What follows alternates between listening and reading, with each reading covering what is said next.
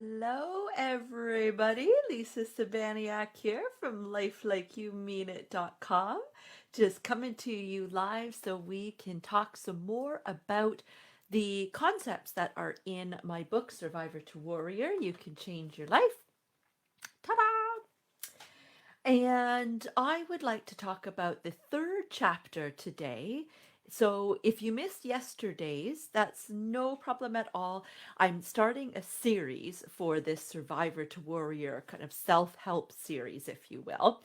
So you can always just go back and check that out. So if you're on YouTube, you can watch it in the playlist. If you're here on Facebook or on Instagram, you can go and look, just scroll through and see where we're at in the series. So I won't go back into detail of what we talked about yesterday. Today, I'd like to move forward and talk about having a belief in the universe and how that really helped me in moving forward and healing from my abuse.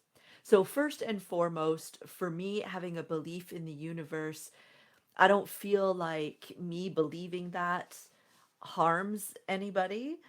So there's probably lots of people that will watch this video that are, I'm not entirely sure I'm with you on this one, Lisa.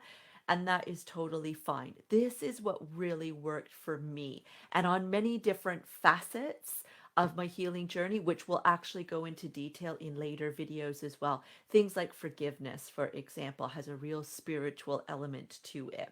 But I had to believe in something, basically, something that was bigger than myself, so that I could find meaning for my life, but also so I could find meaning for what had happened to me. And so, my belief in the universe, I'm not going to talk about a higher power or God or anything like that in this video. I want to talk about something a lot more basic, really, but is the kind of foundations of everything.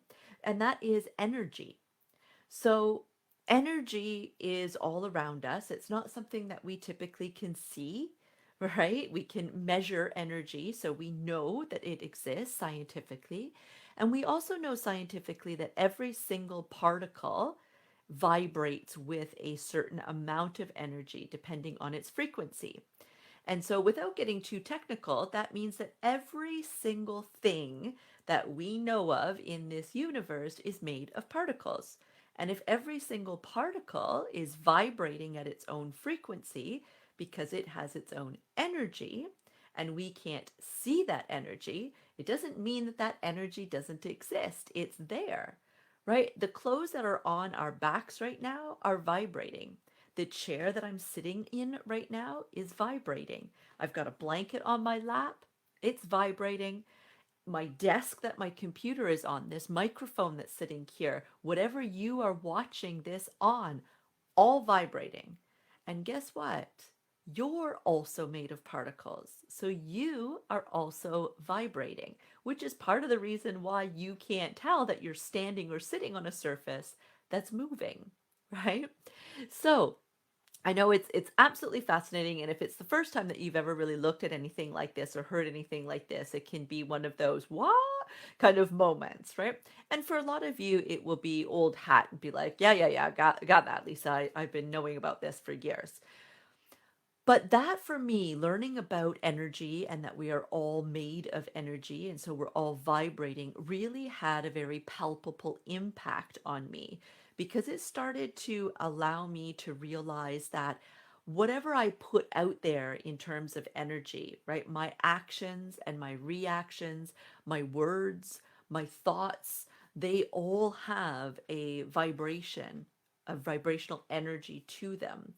And it starts to make sense to me then in my early 20s that whatever I was putting out there was then being attracted right back to me. It's the law of attraction, right? That we all know about. Everybody has heard about this. But sometimes we don't realize that the law of attraction is just as much about the negative as it is the positive. Whatever it is that you are putting out there is what you're going to get back in return. So when I was in my 20s and in my teen years and I was loathing myself and I wanted to die to make the pain go away, all that negativity that I was spewing out there came back to me. Not exactly like holding up a mirror. It's not exactly like I had all kinds of other negative thoughts and words that were said to me that matched that exactly.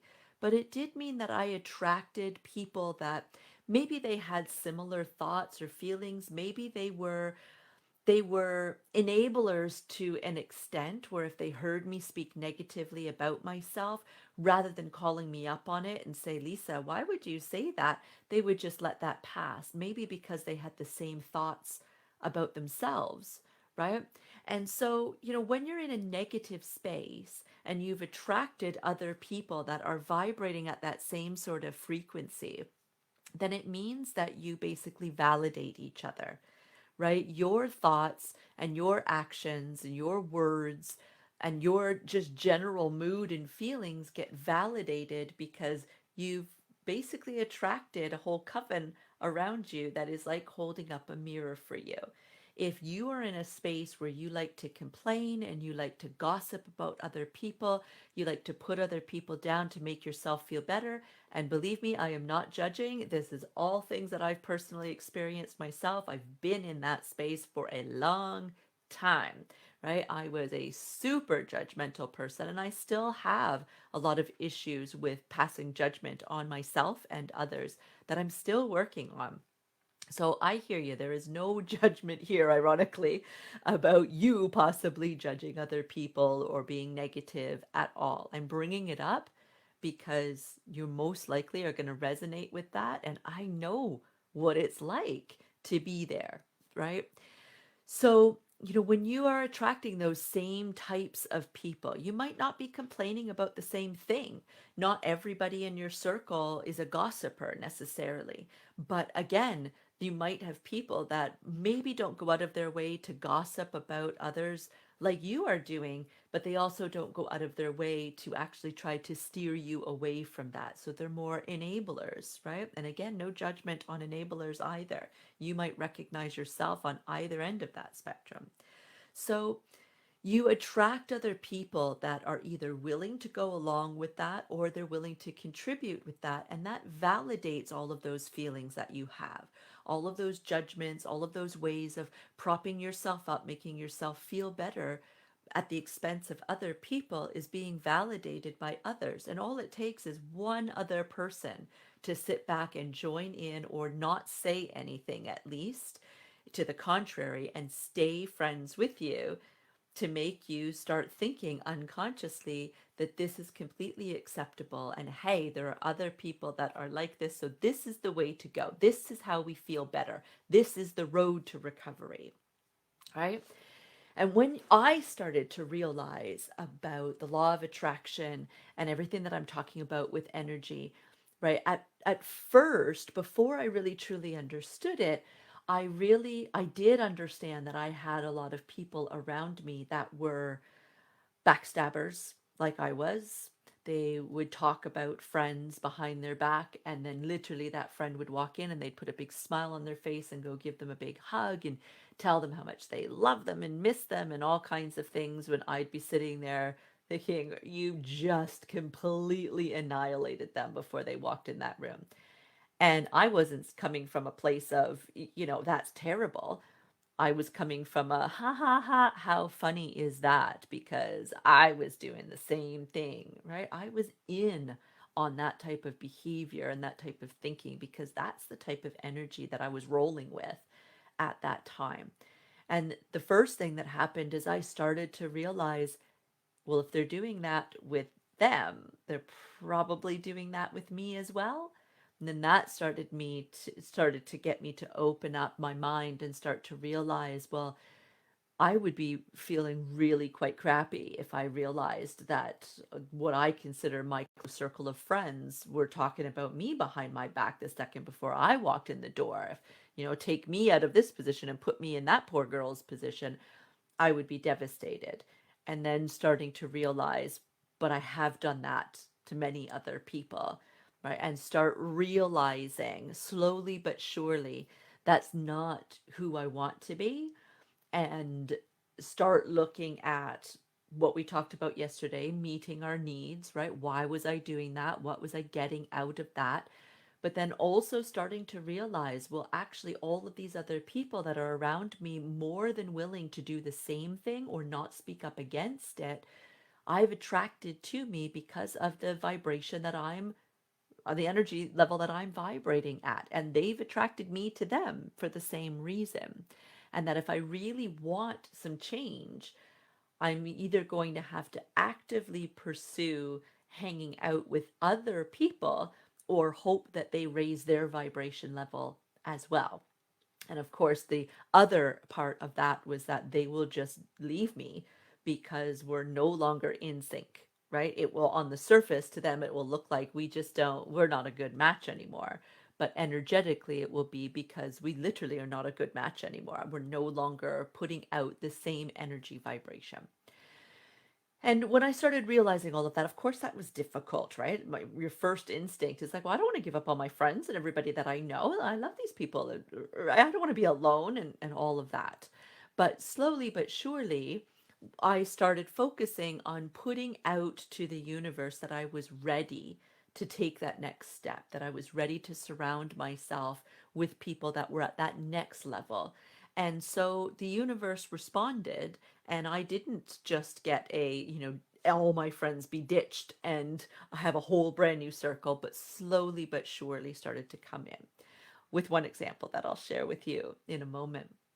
But I want to just talk to you a moment um, about how palpable this change is and how uncomfortable it feels when you start going through this change. So uncomfortable when you start to shift your energy vibration that you tend to slip back very, very easily, right? Especially if you obviously still have a lot of those friends or family members, right? Particularly if you're married to somebody or some of them are your kids or your parents or somebody like that, right? I mean, what are you going to do? You're all vibrating at the same energy right now. You're loving it. You're feeding off of each other. And as one starts to raise up, everybody else has to rise or you lose them, right? And when you're talking about people really close to you, that's hard, right? That's really palpable change. So I just want to bring you through a quick exercise that I like to do all the time in my Change Your Thoughts, Change Your Life workshop. So I want you to just take your hands and clasp them just naturally. Don't think about it. Right? If somebody was walking along right now and saw you sitting here with your hands clasped, they wouldn't think anything of it. I mean, maybe it looks like I'm saying a prayer right now, right? But if I was just comfortable with my hands down on my lap or on the desk, right? Just look like a normal person with my hands clasped, right? That's no big deal. Okay, this represents the frequency of energy that you have right now, right? Whatever you're vibrating at right now. If you unclasp your hands and then just shift your fingers forward on one hand so that they are misaligned. So when I lined them up last time, they were like this, and now I'm going to move them like this and reclasp your hands. So this probably feels so incredibly awkward right now that it's possible every fiber of your being is screaming at you, like, ugh, no. And I would just like to point out that if that same person walked past you and saw your hands clasped like this, they wouldn't see a difference. To them, you're still standing there, sitting there with your hands clasped, looking normal. But you feel incredibly uncomfortable. Like you are, please, please, please, please, please let me go back to normal, right? So go ahead and unclasp your hands. And what I would like you to do for the next hour, I want you to actually set a timer on your phone. And every 5 minutes, I want your timer to go off. And I want you to go to that second hand clasp position. So the first few times that you do this, you are going to have to actually do it with purpose. And by the time you're finished your last attempt at this, you'll more than likely just be, whoop, okay. You'll still have to have a little bit of a thought for it because your natural will be to come back to that first time. But by the time you are doing this for the fourth time, the fifth time, you're going to start noticing that although you notice this is not your norm, it's not nearly as uncomfortable as it was the first time. And this, of course, is representing the change that you go through when you start to shift your energy vibration. And so it's a great analogy for how uncomfortable you feel, how easy it is to slip back in the beginning. And then over time, creating a new habit, you start to actually get more and more comfortable. Now, okay, I'm not going to say that there's going to be a time in my life where I'm going to automatically go to this second way of clasping my hands. So, yeah, at some point the analogy no longer works, right? Or depending on what it is we're talking about, it could be still the perfect analogy for this. Okay. So I'm hoping that that is starting to make some sense for you. And the one example that I want to talk about in terms of what I was saying before about losing all of your friends and the universe providing for you exactly that which you need, I want to talk about this idea of opportunity. Okay, because there's the one aspect of whatever energy level you're vibrating at, you're going to attract others to you that are the same. But then there's also the opportunities that the universe has placed all around you for you to find reason to shift your energy. Like this video you're watching right now, right? If you're watching it on the live or the replay, this is not a coincidence, right? There's something in this video you are meant to hear, which is why you found it. Okay, so things like that. And the example that I would like to give really, really briefly is when I lived in Canada, I was a massage therapist, and I shared at the beginning of my career, I shared an office space with a chiropodist. Now, she was the only person that I knew in this city. It was the first city I moved to after graduating school, took over this practice, and she actually introduced me to my first husband and to a circle of friends in that city. So I really, really appreciated her, and we were on the exact same wavelength. We were thick as thieves, right? I was still going through a lot of my spiritual growth, with a lot of growth with Reiki and whatnot, and she was eating it all up. We would have the most wonderful, in-depth spiritual conversations. It was a fabulous friendship. And the office space that we occupied, it was a really great deal. It was in a great location. It was very inexpensive, especially split between the two of us, considering where we were. But it was also very small. And so there wasn't a lot of room for growth for either of our businesses. And so I was left starting to think about, starting to ponder, not even enough to speak to my husband about it, and certainly not to this friend, but I had just started to have the ponderings of, one day I'm going to outgrow this space. And I really hope that that doesn't happen because it's a great location, it's a fabulous price, but I work with my best friend and I absolutely love it. And the universe heard me say that. There were a lot of different little kind of nudges that I got over the course of the next year that were really big hints for me to start looking at another office space that would be larger to be able to have my dream, which was a big wellness center. And I just didn't listen. I mean, I saw the opportunities, and each time it's like, no, I work with my best friend. I had brought in an associate at that time who I got along with beautifully. It was, again, cheap and fabulous location. And you add those three things together, working with your mates, not having to spend a lot of money and being in a great location, it was a win-win-win. There was no reason for me to jump on the opportunities. And then the universe gave me the ultimate opportunity in the form of burning down my office.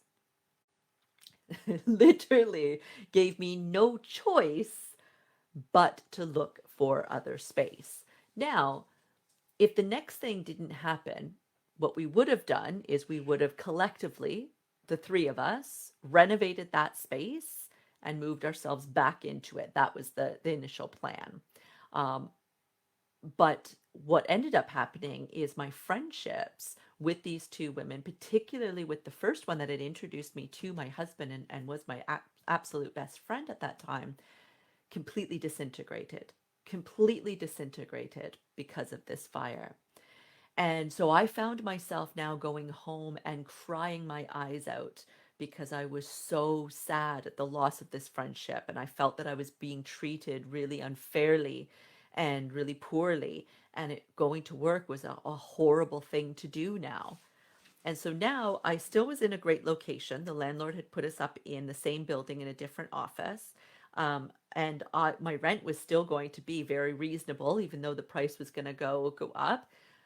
But now the biggest thing that was keeping me attached to that place, my friendship circle, working with my mates, was gone. And at that time, it looked like there was absolutely no salvaging this relationship. And so to me, the only option now was to go and look for a new space. Now, of course, when you're going through those types of things, luckily I was able to say, I know that this is for a reason. I know this is an opportunity, but I didn't know what the opportunity was at that time. And it still felt absolutely horrible, right? Felt like my whole world was coming apart. But then by the time we were a year later and 2 years later, 5 years later, right? You're able to look back. Hindsight is 2020. You're able to see pretty crystal clear exactly what the opportunity was and all those other opportunities that I decidedly missed, that maybe I could have avoided this whole big kick off the cliff with this fire if I would have just listened to some of those other opportunities that I got, those nudges that I got, right? And incidentally, I've been able to actually reconcile that relationship with her, with the one that introduced me to my husband, and we are great friends. Again, she actually came all the way out to England with her daughter for my second wedding, and we have a beautiful friendship now. And so, to me, that's just even more evidence that the disintegration of our friendship was specifically to get me to take this opportunity to move on, to go to that other space. I was the one that created all of that drama with the fire and the disintegrating relationship because I wasn't willing to move on because our relationship was so strong and I enjoyed working with her. If I would have been able to take myself out of that bubble and just kind of look at things and say, I can still have that fabulous friendship with her, but move on and do my own thing over here, I could have avoided a whole lot of mess. And so I remember that now when I have other opportunities that I start to see and I start to look at and say, oh, but as soon as that but comes up, I start to go, eh, let me just stop myself right there. So I hope that that was helpful, gives you a little bit more insight into my thought process with my idea of belief in the universe and how this can be really helpful for you to start shifting your energy vibration, attracting other people to you that are in a higher vibration to help you get to where you want to be, and start looking at the opportunities that are around you and shifting the way that you are looking at things. I hope that helps. I will see you tomorrow. Bless.